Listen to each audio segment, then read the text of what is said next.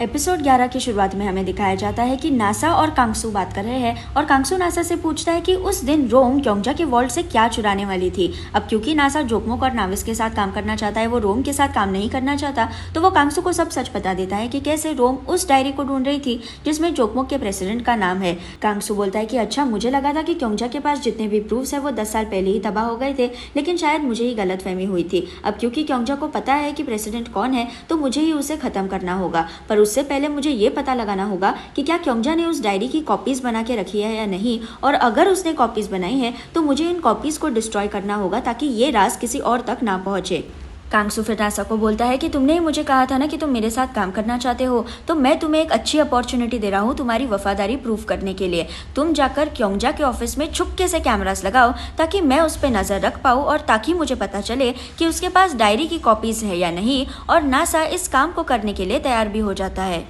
पिछले एपिसोड की एंडिंग में हमने देखा था कि रोम मुयंग को बताती है कि कैसे अब से जे भी उनके साथ काम करने वाला है, और मुयंग इस पूरी सिचुएशन की वजह से बहुत कंफ्यूज्ड हो जाता है। मुयंग रोम से अकेले बात करते हुए पूछता है कि तुम जे के साथ क्यों काम कर रही हो, हम उस पर विश्वास नहीं कर सकते। तो रोम उसे बताती है कि जे को लग रहा है कि प्रेसिडेंट जल्द ही उसे और क्योंजा को खत्म कर देगा, इसलिए वो चाहता है कि हम उसे प्रोटेक्ट करें और बदले में वो हमें क्योंजा के बारे में लेटेस्ट इन्फॉर्मेशन देगा। मुयंग को रोम का लॉजिक समझ में नहीं आता और उसे शक होने लगता है कि रोम शायद उससे कुछ छुपा रही है, क्योंकि इतनी सी इन्फॉर्मेशन जानने के लिए रोम जे जैसे आदमी के साथ काम करने के लिए तैयार है जो उनकी जान भी खतरे में डाल सकता है।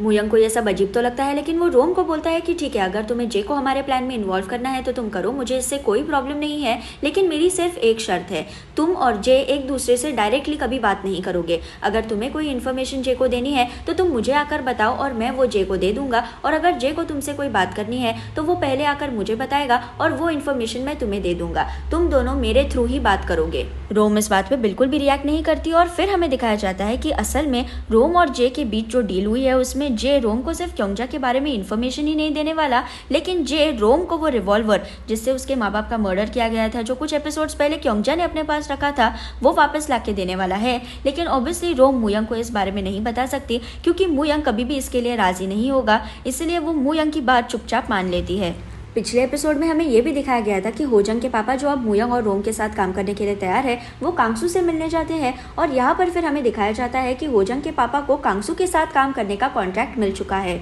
नाविस और जोकमोक से बदला लेने के लिए इन्हें अच्छी प्लानिंग की ज़रूरत है, और अच्छी प्लानिंग के लिए इन्हें बहुत सारे डेटा की भी ज़रूरत है। और अब क्योंकि होजंग के पापा को नाविस वेलबिंग के कंपनी में जाने की परमिशन मिल चुकी है, इसलिए दाजंग होजंग के पापा को बहुत सारे यूएसबी देती है। होजंग के पापा इन सारे यूएसबीज को नाविस की बिल्डिंग में चुपके से कहीं कहीं डाल देते हैं, और नाविस में काम करने वाले लोग इन यूएसबीज को उठा के आउट ऑफ क्यूरियोसिटी अपने कंप्यूटर में लगाएंगे, और दाजंग को सारी इन्फॉर्मेशन अपने पास मिल जाएगी। सिर्फ कांगसू के ही ऑफिस में होजंग के पापा ये यूएसबी नहीं डाल सकते, क्योंकि हर दिन कांगसू अपने ऑफिस की चेकिंग करता है, इसलिए दाजंग होजंग के पापा को एक वॉइस रिकॉर्डर देती है, जिससे उनके और कांगसू के बीच जो कुछ भी बातें हो रही है वो सब उन्हें सुनाई देगी। इन वॉइस रिकॉर्डिंग से मुयंग, रोम, दाजंग और रिंगो को पता चलता है कि स्टॉक मैनिपुलेशन के लिए लगने वाले जो पैसे हैं वो कांगसू मिन नाम के एक लोन शार्क से लेने वाला है, और वो जल्द ही इस मिन को किसी पार्टी में मिलने वाला है। होजंग के पापा कांगसू के ऑफिस में ही होते हैं जब वहाँ पे नासा आ जाता है, और नासा आने पर कांगसू होजंग के पापा को वहाँ से जाने के लिए कहता है और कहता है कि मैं तुमसे बाद में बात करूंगा। अब ऑब्वियसली स्टॉक मैनिपुलेशन के पार्टी के बारे में होजंग के पापा को और इन्फॉर्मेशन निकालनी होती है,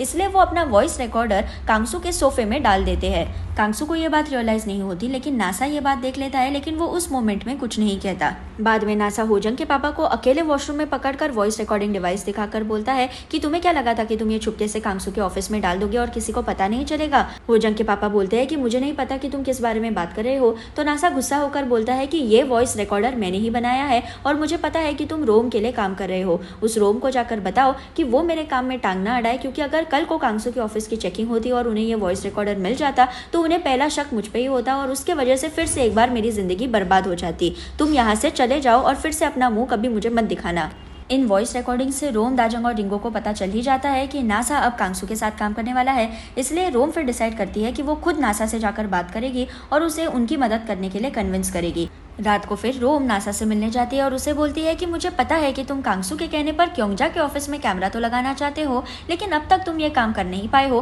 क्योंकि क्योंजा के ऑफिस के बाहर हमेशा गार्ड्स रुके होते हैं। मुझे ये भी पता है कि अगर तुमने अपना काम जल्दी से नहीं किया तो कांगसू भी तुम पे इरिटेट होगा, इसलिए मैं तुम्हें मदद करना चाहती हूँ। मैं क्योंजा का पूरा शेड्यूल तुम्हें दूंगी ताकि तुम अपना काम ठीक से कर पाओ और मुझे बदले में तुम सिर्फ इतना बताओ कि मिन और कांगसू की मीटिंग कब होने वाली है। और ये सारी बातें कहकर रोम वहां से चली जाती है। यहाँ अगले दिन होजंग के पापा कांगसू के ऑफिस में होते हैं जब कांगसू उन्हें मैंडरिन्स खाने देता है। होजंग के पापा मैंडरिन्स नहीं खा सकते क्योंकि जब होजंग ने सुसाइड की थी उससे पहले उन्होंने होजंग के लिए मैंडरिन्स ही लाए थे। ये सब याद आने पर होजंग के पापा बहुत इमोशनल हो जाते हैं और बातों बातों में वो कांगसू से पूछते हैं कि क्या तुमने कभी होजंग का नाम सुना है। कांगसू बहुत आराम से पूछता है कि कौन है ये होजंग, मैंने तो कभी इसका नाम भी नहीं सुना है, ये इंसान का नाम है या कुत्ते का नाम है। और होजंग के पापा बहुत डिस्टर्ब हो जाते हैं ये सब सुनकर, क्योंकि जिस आदमी की कंपनी की वजह से उनकी बेटी की मौत हो गई उस आदमी में सेंसिटिविटी तो है ही नहीं, ऊपर से वो आदमी बहुत अच्छे से अपनी जिंदगी जी रहा है जबकि उनकी बेटी मर चुकी है। कांगसू उसी दिन होजंग के पापा के साथ का कॉन्ट्रैक्ट खत्म कर देता है और उन्हें जॉब से भी निकाल देता है क्योंकि अब उसका काम पूरा हो चुका है। और इन सारी बातों की रिकॉर्डिंग सुनकर मुयंग को बहुत बुरा लगता है। मुयंग होजंग के पापा को कॉल करके बोलता है कि आपने जो कुछ भी हमारे लिए किया उसके लिए थैंक यू। मुझे पता है कि आपके लिए ये सब कुछ बहुत मुश्किल होगा और मैं आपसे वादा करता हूँ कि मैं होजंग को ज़रूर इंसाफ दिलवाऊंगा। इस पूरी सिचुएशन की वजह से मुयंग को अपने भी पापा की याद आती है क्योंकि जैसे होजंग के पापा सब कुछ सह रहे हैं, वो जितना रिग्रेट कर रहे हैं वैसे ही उसके पापा भी कर रहे होंगे। इसलिए मुयंग डिसाइड करता है कि उसे अपने पापा को माफ़ करना ज़रूरी है और वो क्योंगो को कॉल करके बताता है कि वो अपने पापा से मिलने के लिए तैयार है। क्योंगो मुयंग को बोलता है कि तुमने बहुत अच्छा डिसीजन लिया और कॉल खत्म होने पर क्योंगो अपने फ़ोन पे के मैसेजेस चेक करता है जिसमें लिखा होता है कि मुयंग का काम जो दिया है वो ठीक से करो तो ही हम तुम्हें पूरे पैसे देंगे। यहाँ रोम ने जो नासा को वादा किया था कि वो क्योंजा के ऑफिस का पूरा शेड्यूल उसे भेज देगी ताकि वो अपना काम पूरा कर पाए, तो वो शेड्यूल वो उसे भेज देती है और नासा रोम की हेल्प से क्योंजा के ऑफिस में कैमरास लगा देता है और कांगसू को इस बात के बारे में जाकर बताता है। नासा कांगसू को बोलता है कि तुम्हारे कहने पर मैंने क्योंजा के ऑफिस में कैमरास लगा दिए हैं, लेकिन मुझे तुम्हारे फ़ोन में एक सेटिंग करनी होगी जिससे क्योंजा का लाइव फुटेज तुम्हें दिखेगा। और कांगसू अपना फ़ोन नासा के हाथ में दे देता है। नासा जल्दी से कांगसू के मैसेजेस चेक करता है और उसे पता चल जाता है कि मिन लोन शार्क और कांगसू की मीटिंग कौन से दिन पर होने वाली है और कहाँ होने वाली है, और वो ये इन्फॉर्मेशन दाजंग को सेंड कर देता है। इस पार्टी के बारे में इन्फॉर्मेशन मिलने पर रोम, दाजंग, मुयंग, रिंगो फिर डिस्कस करते हैं कि इस लोन शार्क की पार्टी में क्या हो रहा है, ये हमें कैसे पता चलेगा और कैसे हम इस पार्टी में जा ही नहीं सकते क्योंकि इस पार्टी में सिर्फ बड़े लोगों को ही इन्विटेशन मिला है जाने के लिए। रोम बोलती है कि हमें कैसे भी करके इस पार्टी में जाना होगा ताकि हम स्टॉक मैनिपुलेशन की डील को रोक पाए, लेकिन अगर हमें किसी ने इन्वाइट भी किया तो भी हम इस पार्टी में नहीं जा सकते क्योंकि सब लोग हमें पहचानते हैं। इस डील को अगर हमें रोकना है तो हमें किसी और की हेल्प लगेगी। और दाजंग बताती है कि उसने पार्टी में जाने वाले लोगों की लिस्ट चेक की है और उनमें से शिन प्रोफेसर यानी योहान की मम्मी को इस पार्टी का इनविटेशन मिला है। मुयंग फिर योहान को मिलकर ये सब बताता है और कहता है कि तुम्हें इस पार्टी के इनविटेशन अपने मम्मी से लेने होंगे और तुम्हें ही इस पार्टी में जाना होगा क्योंकि वो हम सबको पहचानते हैं। और योहान उन्हें मदद करने के लिए तैयार हो जाता है। योहान फिर अपनी मम्मी को मिलने जाता है और उससे इन्विटेशंस मांगते हुए बोलता है कि तुमने ऑलरेडी उन जोकमोक के बच्चों की जिंदगी खराब कर दी है, तो तुम्हारे पास ये एक मौका है तुम्हारी गलती सुधारने का। और उसकी मम्मी उसके लिए इन्विटेशंस लाने के लिए तैयार हो जाती है और उसे बोलती है कि तुम इस पार्टी में अकेले नहीं जा सकते, तुम्हें एक पार्टनर की भी ज़रूरत होगी, तो तुम जेन साइकेट्रिस्ट को लेके जाना।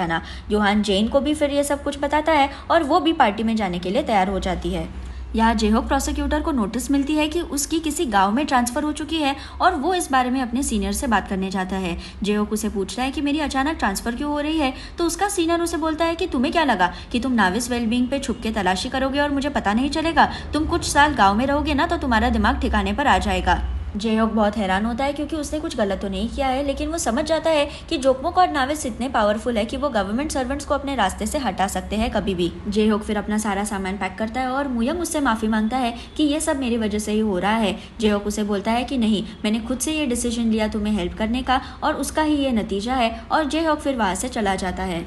यहाँ जे मुयंग को कॉल करके बताता है कि तुम रोम को बता देना कि उसने जो चीज़ मुझे लाने के लिए बोली थी उसमें ज़रा देर हो जाएगी। और मुयंग को फिर स्ट्राइक होता है कि जे को मदद करने के बदले में रोम ने उससे रिवॉल्वर मांगी है। मुयंग फिर रोम को इस बारे में पूछते हुए बोलता है कि तुम मुझ पर विश्वास क्यों नहीं कर सकती, जब मैंने तुम्हें बोला है कि हम लीगल तरीके से सब कुछ कर सकते हैं, फिर भी तुम उस रिवॉल्वर के पीछे पड़ी हुई हो। मुझे पता है कि तुम उस रिवॉल्वर को यूज़ करके कुछ गलत कर दोगी। रोम गुस्सा होकर मुयंग पे चिल्लाती है कि तुम कौन होते हो मुझे ऑर्डर देने वाले, मुझे बदला लेना है इसलिए मैं ये सब कुछ कर रही हूँ। तुम मुझे हमेशा बोलते हो कि हमें सही रास्ते से जाना होगा, लेकिन मेरी जो जिंदगी बर्बाद हो गई है उसका अफसोस सबसे ज्यादा मुझे ही है और इसलिए मुझे बदला लेना है। ये चीज जे समझ सकता है लेकिन तुम नहीं समझ सकते, इसलिए मैंने जे की मदद ली। अगले दिन फिर प्लान के मुताबिक रोम और मुयंग उस पार्टी हॉल में जाने वाले होते हैं जहाँ पे मिन और कांगसू की मीटिंग होने वाली है और मुयंग अभी भी रोम से कल रात के झगड़े के बाद बात नहीं कर रहा होता है। रोम मुयंग को पूछती है कि क्या तुम अभी भी मुझसे गुस्सा हो, तो मुयंग बोलता है कि हाँ मुझे बहुत गुस्सा आया है क्योंकि तुम हमेशा गलत तरीका अपनाने की कोशिश करती हो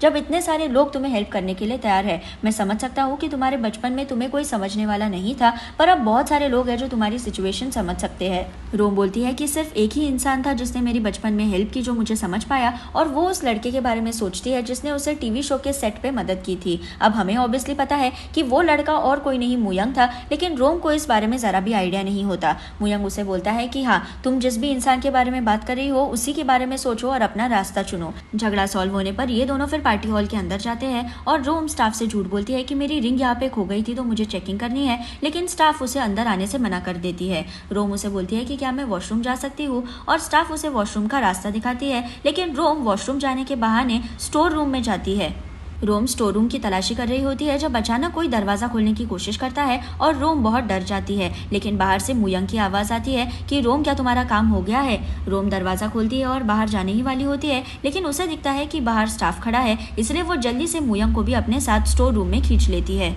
थोड़ी देर होने पर मुयंग बोलता है कि चलो हम बाहर जाते हैं, लेकिन रोम उसका हाथ पकड़ लेती है और उसकी तरफ बहुत हैरान होकर देखती है। मुयंग उससे पूछता है कि क्यों, क्या हो गया तुम्हें, और रोम को फाइनली याद आता है कि कैसे जब वो उस टीवी शो पे थी तो उसे हेल्प करने वाला लड़का, जो लड़का उसकी फीलिंग्स बचपन में समझ पाया, वो लड़का और कोई नहीं मुयंग ही था। और वो मुयंग को पूछती है कि तुम ही थे ना वो लड़के जिसका नंबर 25 था उस शो पे, और मुयंग हाँ बोल देता है और यहाँ पे एपिसोड 11 खत्म हो जाता है।